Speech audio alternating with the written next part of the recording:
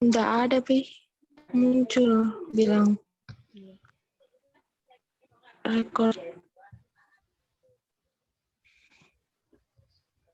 Dan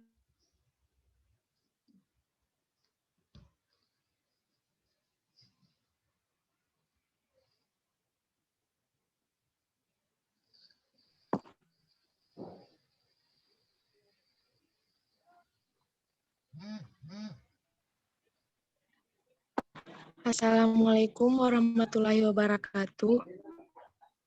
Kami dari kelompok dulu.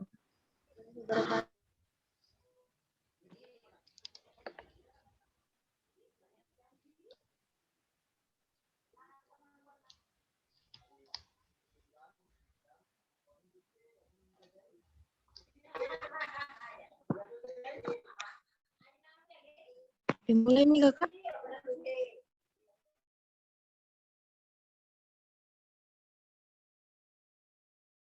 Mulai, Maki.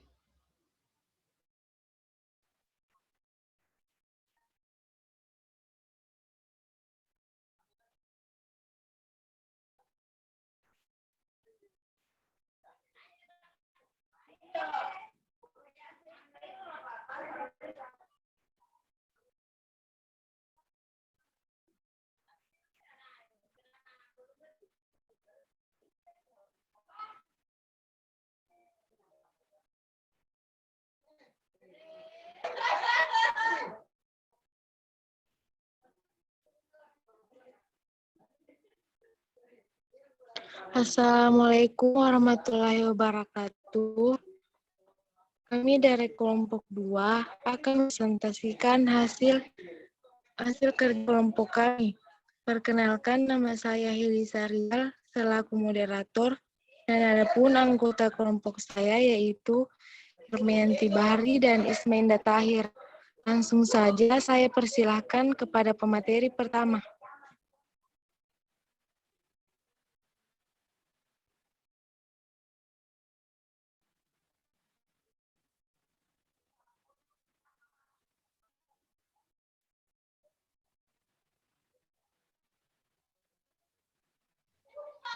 Baik, bismillahirrahmanirrahim. Kami dari kelompok 2 akan mempresentasikan makalah dari kelompok kami yang judulnya itu pengembangan toleransi terhadap frustasi dan stres. Adapun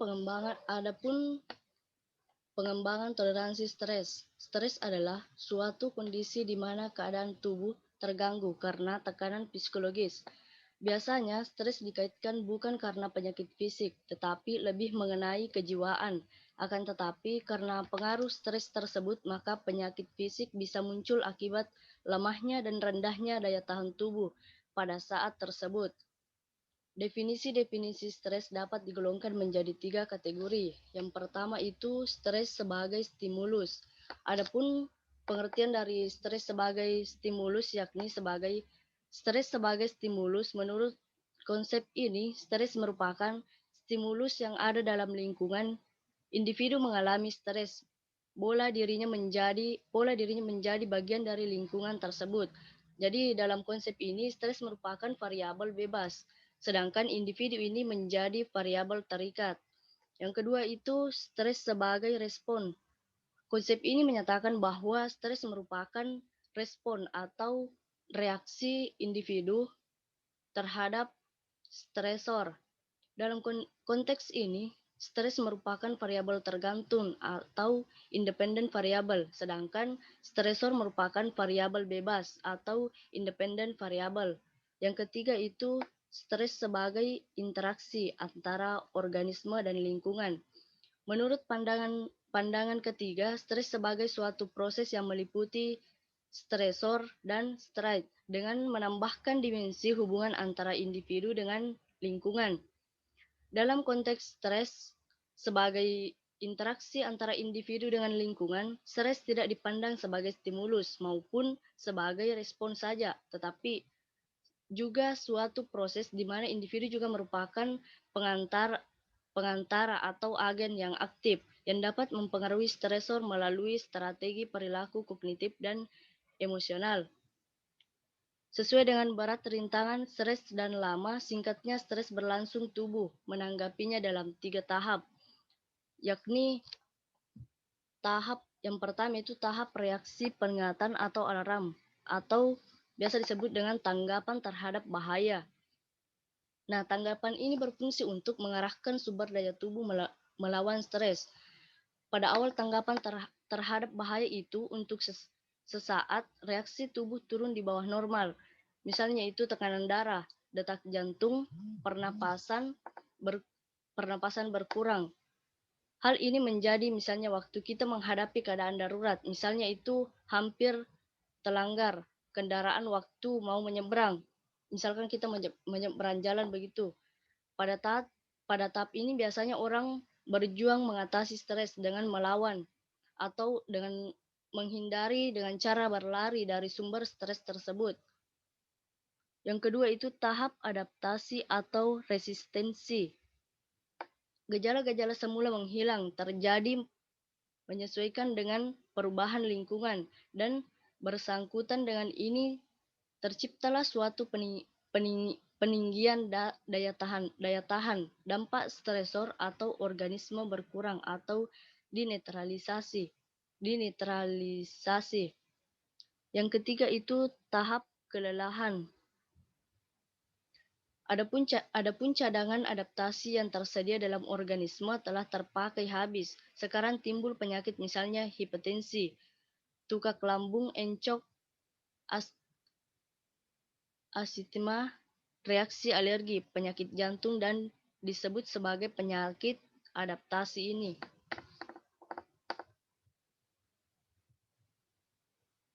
Selanjutnya, pengelolaan stres. Manajemen stres adalah kemampuan untuk mengendalikan diri ketika situasi, orang-orang, dan kejadian-kejadian yang ada memberi tuntutan yang berlebihan.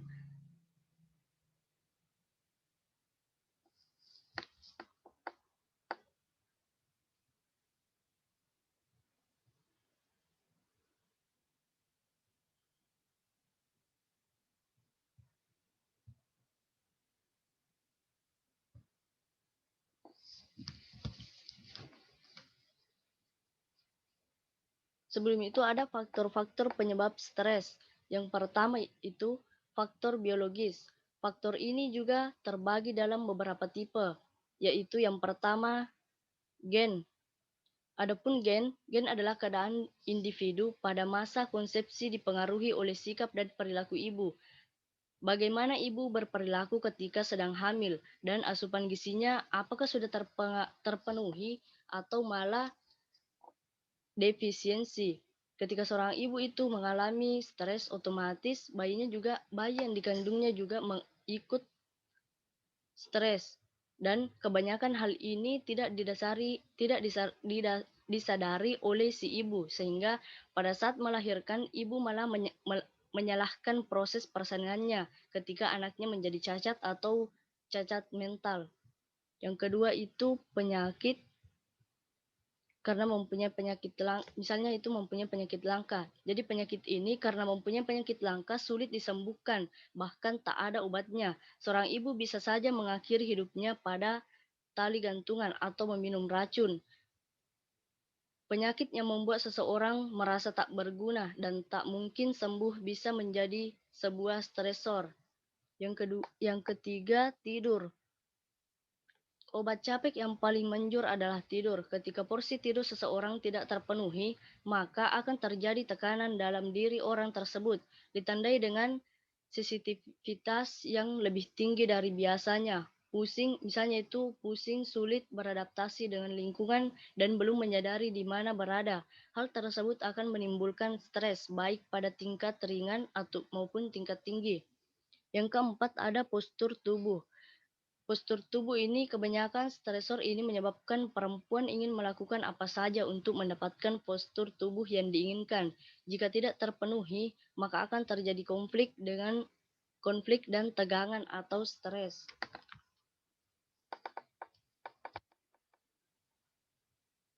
Faktor yang kedua itu faktor psikologis. Yang pertama, frustasi.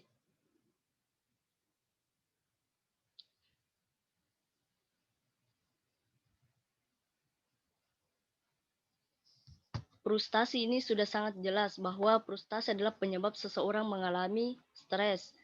Ketika seseorang kecewa dengan apa yang ia dapatkan, maka atau gagal dalam meraih apa yang diinginkan, maka banyak kemungkinan orang itu akan mengalami frustasi. Frustasi ini ditandai dengan menurunnya semangat hidup seseorang. Yang kedua, perasaan dan emosi. Perasaan dan emosi, marah, mudah tersinggung, merasa tidak nyaman, merasa tidak aman, sedih, merasa bersalah, dan lain sebagainya adalah contoh perasaan dan emosi yang dapat menimbulkan suatu stres. Pengalaman berikutnya itu pengalaman hidup. Pengalaman hidup, perpisahan dengan orang yang dicintai misalnya adalah stresor dari psikologis yang paling banyak mempengaruhi tingkat kesadaran seseorang. Segala hal yang terjadi dalam kehidupan seseorang yang tidak sesuai dengan yang apa diinginkan orang tersebut akan menimbulkan stres. Berikutnya keputusan perilaku. Salah mengambil keputusan membuat orang merasa takut dan tak mau lagi menjalani hidupnya. Salah mengambil keputusan ini menjadi salah satu faktor dari segi psikologis yang dapat menyebabkan seseorang terkena stres. Selanjutnya itu respon perlawanan. Adapun respon perlawanan itu misalnya ketika seseorang ingin melawan hal yang terjadi namun dia tetap tidak merubah keadaan. Di saat itu, seseorang akan melawan, merasa down, dan tidak berguna. Stres orang-orang seperti itu. Adapun faktor penyebab stres yang ketiga yaitu faktor sosial. Yang pertama itu dari keluarga. Faktor yang menyebabkan stres dari keluarga itu misalnya terjadi kesalahan pada pola asuh yang diberikan. Misalnya itu broken home, keadaan sosial ekonomi yang tidak sesuai harapan, serta adanya tradisi juga filsafat keluarga yang dianggap tidak sejalan dengan filsafat suatu individu. Faktor sosial lingkungan. Peristiwa alam seperti gempa bumi, tsunami, banjir, dan longsor secara langsung akan membuat seseorang mempunyai tegangan tinggi dalam dirinya, apalagi orang tersebut menjadi korban bencana tersebut. Gaya hidup yang modern juga membuat orang mudah terkena stres. Yang ketiga itu faktor sosial dunia kerja. Tugas yang menumpuk misalnya yang harus dikumpulkan besok, tugas yang jumlahnya sedikit namun tingkat kesulitannya itu sangat tinggi, kecelakaan dunia kerja, serta kemonotonan pekerjaan adalah stresor yang berawal dari dunia kerja yang mampu membuat orang mengambil keputusan untuk mengakhiri hidupnya. Berikutnya itu pengelolaan stres. Manajemen stres adalah kemampuan untuk mengendalikan diri ketika situasi, orang-orang, dan kejadian-kejadian yang ada memberi tuntutan yang berlebihan. Yang pertama, stres yang salah dikelola. Mengganggu konsentrasi, kurangnya perhatian dan ingatan, mengganggu pengambilan keputusan dan pemecahan masalah, merusakkan keyakinan diri dan memicu pemikiran negatif, menghabiskan tenaga fisik dan mental, mungkin menyebabkan kehilangan minat dan motivasi, kesalahan, absentis, kelambatan, kualitas jelek, kecelakaan, kegagalan, dan kerugian.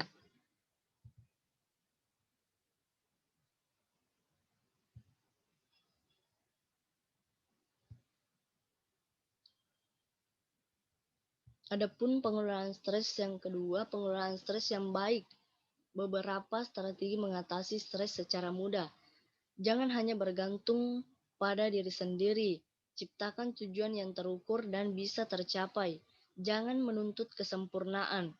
Bedakan antara stres yang nyata dan tidak nyata. Tahu apa yang bisa diharapkan dari Anda. Jangan menipu diri sendiri. Jangan membiarkan satu kegagalan menghancurkan Anda. Belajar mengelola waktu dan belajar untuk berkata tidak. Baik, untuk slide materi selanjutnya akan dipresentasikan oleh pemateri kedua yaitu Ismainda Tair. Dipersilahkan.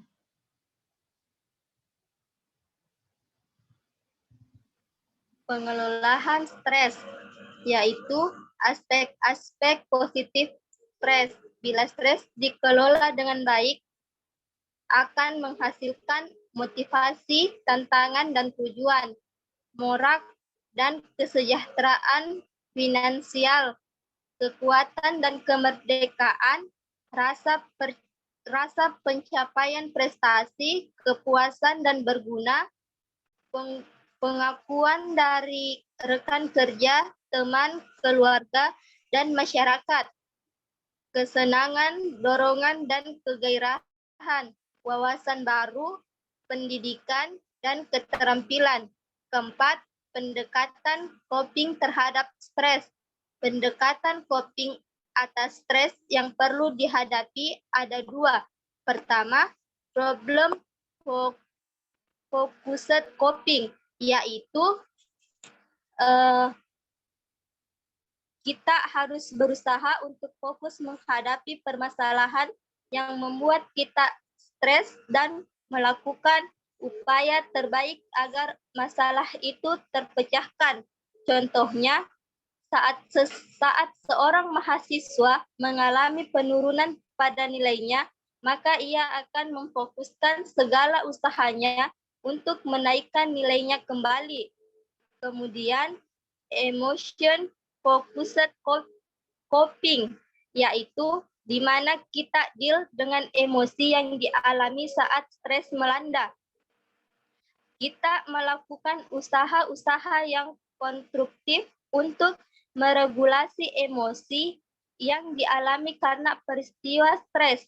Contohnya, saat seorang mahasiswa mengalami masalah mengenai penurunan nilai, maka ia akan berusaha untuk mengurangi beban pikirannya, misalnya dengan melakukan hobinya seperti bermain futsal.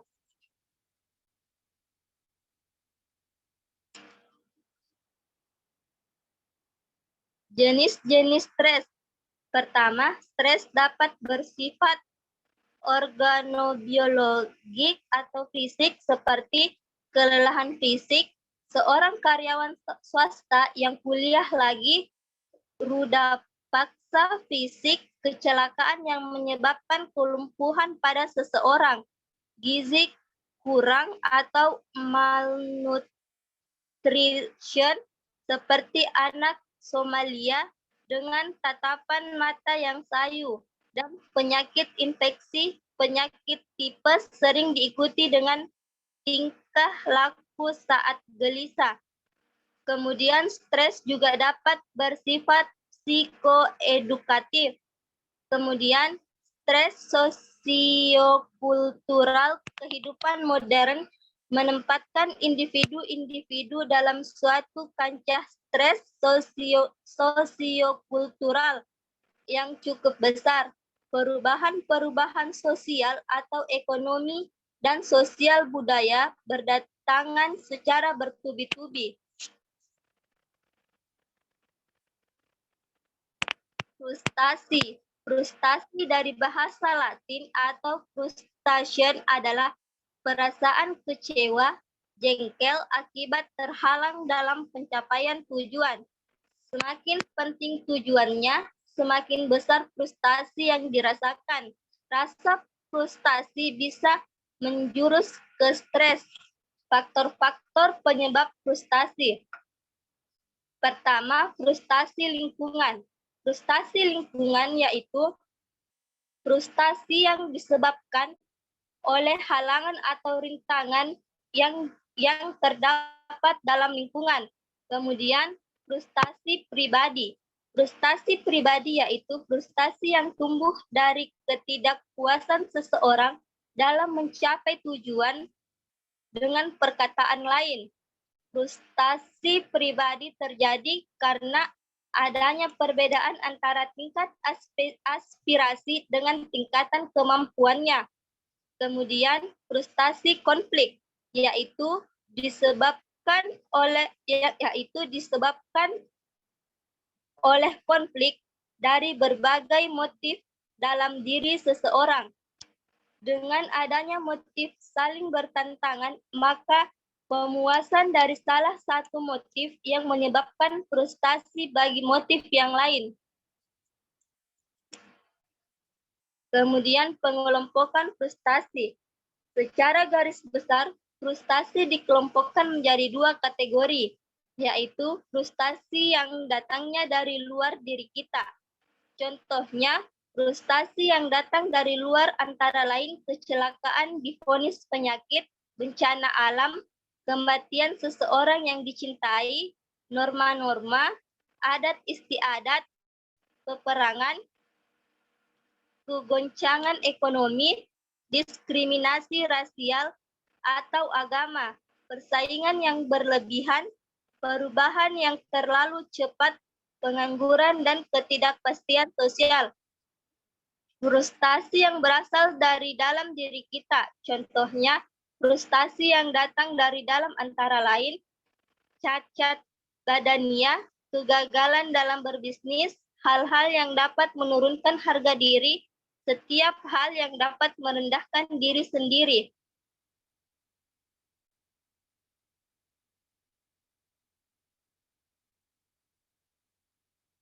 Saya kembalikan kepada moderator. Baiklah, mungkin itu saja hasil dari presentasi kelompok kami. Kurang lebihnya mohon maafkan. Assalamualaikum warahmatullahi wabarakatuh.